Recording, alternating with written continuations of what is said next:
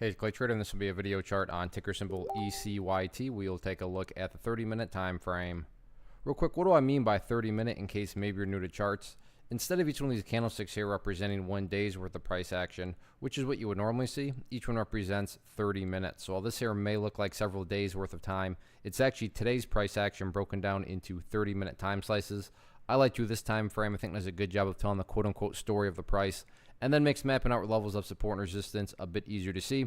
I don't mean to say it the obvious, but I will anyways. Absolutely monster day here, not only from a price action perspective, but you look down here at the volume and you can see here the biggest volume by far it's the chart has had in a long time, and it's not even close. So great day and great way to start off the week. A lot of eyeballs on this one, so let's map out some levels of support and then we'll talk resistance. So first level of support is what I would call the ideal level, meaning if you say, hey Clay, what would make this chart look the absolute strongest going forward? And that would be if the price can stay up above $3.25. Now don't get me wrong, if the price falls below it, by no means am I saying the entire chart's ruined or anything like that. But yeah, if the price can stay up above $3.25, that would certainly be a huge sign of power on the bull's part. Next level of support after that, what is that? $2.40. Maybe you're thinking, well, geez, that's a pretty big space between those areas of support. And yeah, that is kind of the catch-22, right? Basic economics, there's always trade-offs.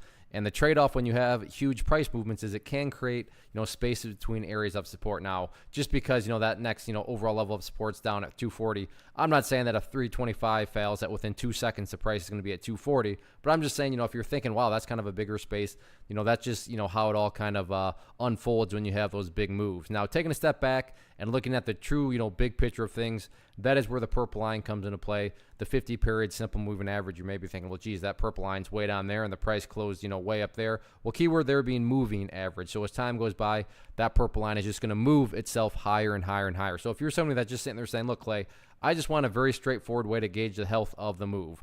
This right here being defined as the move.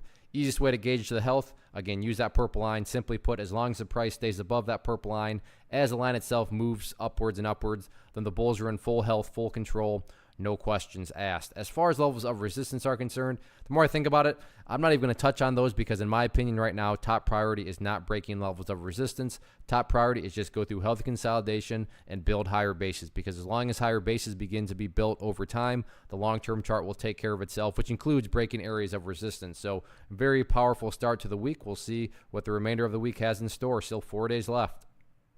One of the biggest questions that I get is, hey Clay, how do you find the stocks that you trade? So what I've done is put together a free resource guide where I talk about the tools that I use to locate stocks that I find interesting and think may have potential. So if that sounds like something that could add value to you as a trader, then click on the image that is up on the screen right now and I will email you the guide. The guide itself is very short and to the point, and best part, it's completely free. Thanks for watching the video. Let me know if you have any questions.